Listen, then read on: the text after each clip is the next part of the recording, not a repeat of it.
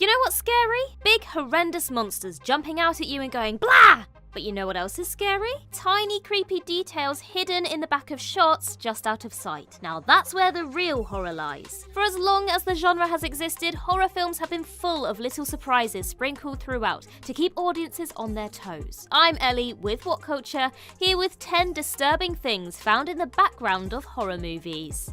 Number 10. The Librarian in It.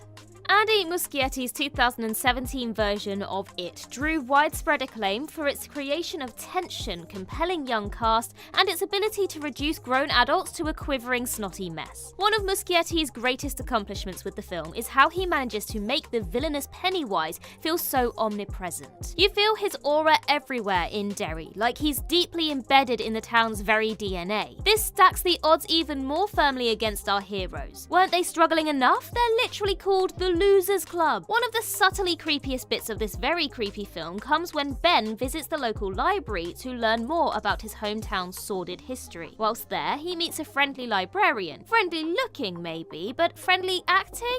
Definitely not. As Ben is reading, you can clearly see the librarian staring at him in the back of the shot. What's worse is that a grim smile is plastered across her face the entire time. This is never directly referenced again, leaving audiences to wonder why she was acting so strangely. Is she Pennywise in disguise? Is she one of his followers? Is she just a weird old lady with no social skills?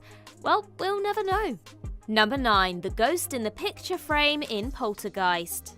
Directed by Tobe Hooper and written by Steven Spielberg, 1982's Poltergeist had some seriously strong parentage. This horror nepo baby more than lived up to its lineage, becoming one of the highest grossing films of the year, and it's still considered an all-timer to this very day. Perhaps the reason why people love this story of ghosts terrorizing a family home so much is the attention to detail Hooper put in whilst shaping his vision. For example, take the scene where Jo Beth Williams' character decides to take a fun stroll up her bedroom wall. Minutes before Diane Freeling gets attacked by the ghoulies, we catch a glimpse of some family photos sat on her dresser. Just a few minutes later, those happy memories are transformed into hideous nightmares. Whilst you might be distracted by Williams flopping around against the laws of physics, just look at the photos again. A terrifying spirit face has taken over one of the frames, the perfect metaphor for how the malevolent spectres have overrun this innocent family's lives. Either that or the Freeling kids are way uglier than we first thought.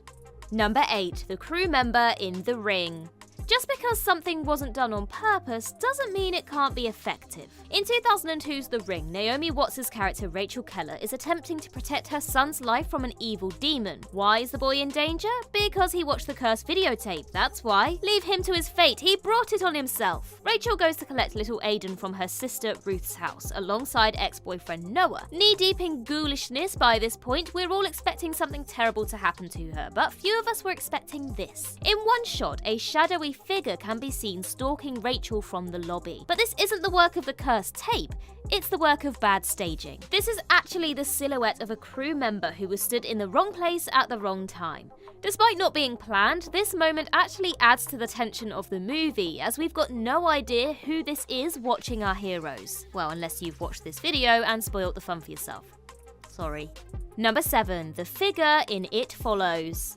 2014's It Follows has definitely earned its spot amongst the elite of modern horror output. The story follows Jay, a young woman being pursued by a murderous entity. The big twist is that the Phantom's curse can be passed on sexually, making it rather hard to shake the thing once it's on you. Harder for some than others, that's for sure. After defeating the villain through a rather dubious swimming pool-related scheme, Jay celebrates by getting it on with her new love interest Paul. The two youngsters walk off into the sunset holding hands without a care in the world. But wait, who's that behind them? The film ends on a terrifyingly ambiguous note, as a lone figure can be seen slowly catching up to the couple as the screen fades to black. Is this just an innocent bystander, or did the entity survive the pool? The real harrowing truth is that neither Jay nor Paul can ever trust anyone ever again, as the shape-shifting entity stalked them in the form of their family and friends.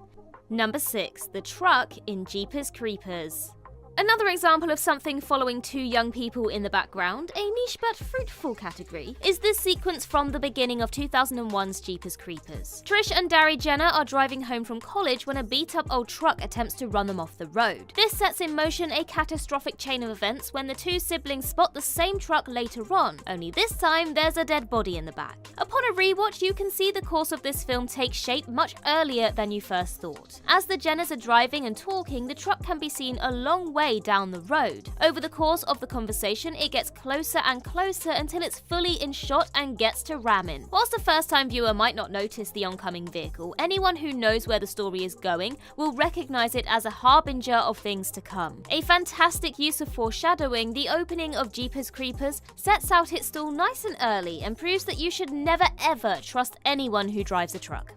Number 5. The dolls in Scream.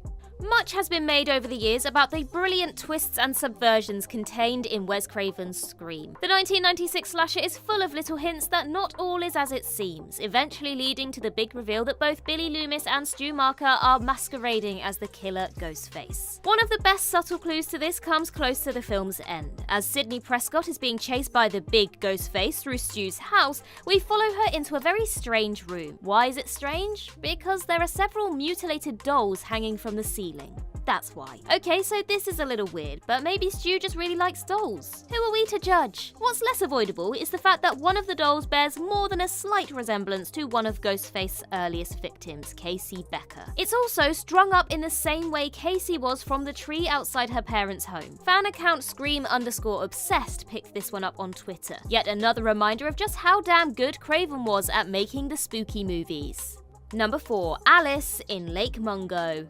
A very clever take on the classic haunted house story, Lake Mungo is an Australian film that pulls no punches when it begins with the drowning of a teenage girl. Over the course of the movie, the family of Alice Palmer attempts to come to terms with her loss, as her spirit apparently haunts the family home. After making a series of discoveries about the girl, the Palmers decide to leave the house, believing the ghost to now be at rest. How wrong they were. The final shot of the movie is a family photo of the 3 surviving Palmers, and the one non-surviving one. Faintly peering out of the living room window is a dimly lit spectral figure, the white hue of Alice's ghost. Lake Mungo then rubs in your face how stupid you've been by showing a bunch of clips from the film where Alice's ghost can be spotted in the background. Movie 1. Viewers, 0. The fact that Alice has been there the entire time completely changes how this movie is viewed. Have fun endlessly rewatching it trying to spot them all?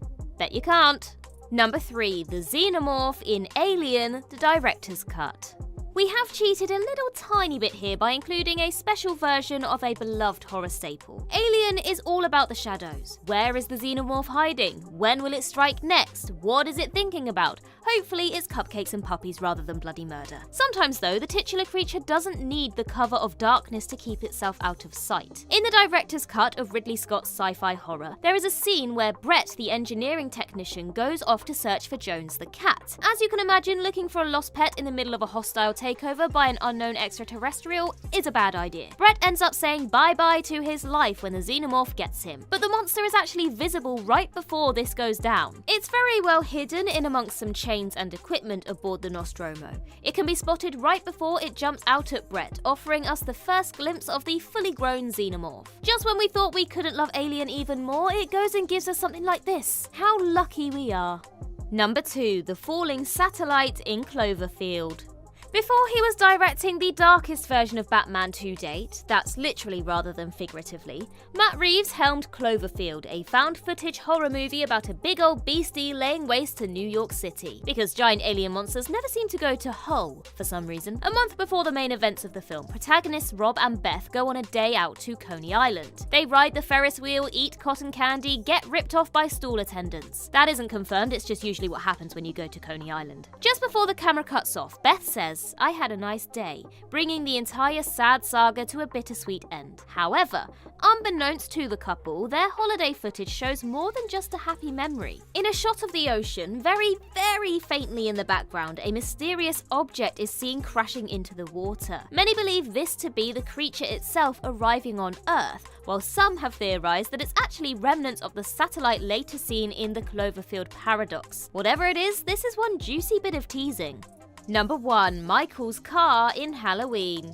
What people tend to forget about proto-slasher Halloween is that for a large chunk of the picture, not much actually happens. After baby Michael murders his sister, he doesn't really interact with the other characters until about an hour in, but that doesn't mean his presence isn't still felt across the town of Haddonfield. In a brilliantly tasty piece of foreshadowing, Michael makes the briefest of brief cameos in a scene featuring his former psychiatrist, Dr. Samuel Loomis. As Loomis is talking to Sheriff Brackett about his escaped patient, a beige-coloured car pulls up in the distance. Then, as Brackett leaves, the car drives past the psychiatrist. If you squint your eyes, you'll be able to make out the famously blank expression of Michael Myers' white mask behind the wheel. This is genius. Not only is it incredibly subtle, but it's also a great indicator of just how in control Michael actually is.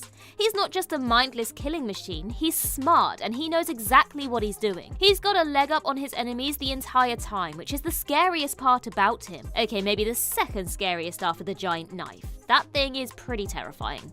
And that concludes our list. If you think we missed any, then do let us know in the comments below, and while you're there, don't forget to like and subscribe and tap that notification bell. Also, head over to Twitter and follow us there, and I can be found across various social medias just by searching Ellie Littlechild. I've been Ellie with Whatculture. I hope you have a magical day, and I'll see you real soon.